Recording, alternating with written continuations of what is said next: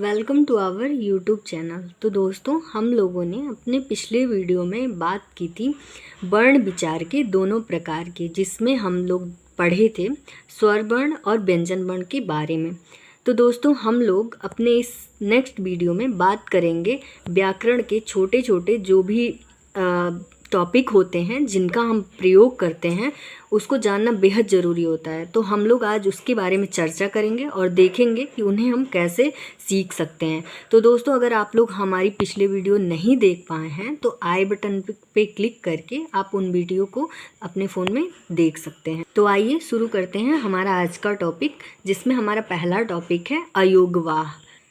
तो देखते हैं अयोगवाह क्या होते हैं और इनकी संख्या कितनी होती है। तो सबसे पहले जानेंगे कि इनकी संख्या 2 होती है और वे ध्वनियाँ जिनकी गणना वर्णमाला में नहीं परंतु अपना अस्तित्व बनाए हुए हैं, अर्थात ऐसे ध्वनियाँ जिनकी गणना हम वर्णमाला में कभी नहीं करते लेकिन ये अपना एक अलग अस्तित्व बनाए हैं, तो इसलिए हम इन्हें अयोगवाह कहते हैं। इसमें हमारा आएगा अंग और अह। जिसमें अंग होता है वो अनुस्वार होता है, अह जो होता है वो हमारे विसर्ग में आता है।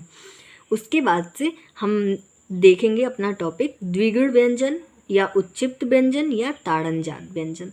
तो दोस्तों, इसमें हम देखेंगे कि इनकी संख्या जो होती है 2 होती है और इसमें अंग तथा ढ आते हैं, इसलिए इन्हें हम द्विगुण व्यंजन या ताड़नजात व्यंजन भी कहते हैं। उसके बाद से हमारा नेक्स्ट टॉपिक है प्रयत्न। सबसे पहले हम जानेंगे प्रयत्न का मतलब क्या होता है। तो प्रयत्न का मतलब होता है प्रयास करना, अर्थात वर्णों के उच्चारण के लिए किए गए प्रयास को प्रयत्न कहा जाता है। अब जानेंगे प्रयत्न के प्रकार क्या होते हैं। तो प्रयत्न के 2 प्रकार होते हैं, पहला आभ्यंतर प्रयत्न एंड दूसरा बाह्य प्रयत्न। तो हम जानेंगे आभ्यंतर प्रयत्न किसे कहते हैं। तो सबसे पहले वर्णों के निर्माण अर्थात फॉर्मेशन में किए गए प्रयत्न को आभ्यंतर प्रयत्न कहते हैं। आभ्यंतर प्रयत्न जो होते हैं वो हमारे 5 प्रकार के होते हैं। पहला हमारा है अस्पृष्ट, दूसरा है इष्टपृष्ठ, सी है इष्ट विवृत और डी है विवृत और हमारा लास्ट और आखिरी है संवृत। इसके बाद से इसका हम प्रयत्न के दूसरे पार्ट की बात करेंगे, जिसका नाम होता है बाह्य प्रयत्न। बाह्य प्रयत्न से हम सीधा समझ सकते हैं कि मतलब बाहरी प्रयास को हम बाह्य प्रयत्न कहते हैं, अर्थात वर्णों को उच्चारित करने के लिए किए गए प्रयास को बाह्य प्रयत्न कहते हैं। बाह्य प्रयत्न 11 प्रकार के होते, जिसमें हम जानेंगे वो 11 प्रकार कौन कौन से हैं। तो हमारा पहला प्रकार होता है उसका विवार एंड सेकेंड नंबर संवार, तीसरा श्वास होता है, चौथा नाद होता है, पांचवा घोष, छठा अघोष, सातवां अल्प प्राण, आठवां महाप्राण और उसके बाद से 9वां उदांत, 10वां अनुदांत और 11वां हमारा स्वरित होता है। और हम सीटेट, यूपीटेट और बाकी परीक्षाओं में भी इन्हीं के बारे में ज़्यादातर पढ़ते हैं और इनमें से हमारे हर साल 2 से 4 नंबर में परीक्षा में आते भी हैं। तो आइए हम बात करते हैं घोष वर्ण की, जो हमारा सबसे इम्पॉर्टेंट टॉपिक है। तो देखते हैं घोष वर्ण किसे कहते हैं और इसमें कौन कौन से व्यंजन आते हैं। तो दोस्तों, जिन वर्णों को बोलते समय स्वर तंत्रियों अर्थात वोकल कॉर्ड्स में कंपन के परिणाम स्वरूप उसमें आवाज को हम घोष कहते हैं होता है, उन्हें घोष वर्ण अथवा सघोष वर्ण कहते हैं। वर्गों के तीसरे, चौथे, 5वें वर्ण अंतस्थ वर्ण किसे कहते हैं? य, र, ल, व प्लस ह को हम अंतस्थ वर्ण कहते हैं तथा सभी स्वर सघोष वर्ण के अंतर्गत आते हैं। तो ये हो गया हमारा घोष वर्ण। अब हम बात करेंगे अघोष वर्ण की। तो देखते हैं अघोष वर्ण किसे कहते हैं। तो जिन वर्णों को बोलते समय स्वर तंत्रियों में कंपन न होने के कारण आवाज नहीं होती है, उन्हें अघोष वर्ण कहते हैं। वर्गों के पहले दूसरे वर्ण तथा श, श, श अघोष वर्ण के अंतर्गत आते हैं। अब हम देखेंगे कि अघोष वर्ण सबसे आसान तरीका होता है अघोष वर्ण और सघोष वर्ण को पहचानने का। वो मैं आप लोग को एक ट्रिक के माध्यम से बता रही हूँ जिससे आप इसको बहुत ही आसानी से याद रख सकते हैं। जैसे अ पहले आता है इसलिए अघोष हो गया, जिसमें हमारा पहला और दूसरा वर्ण आता है।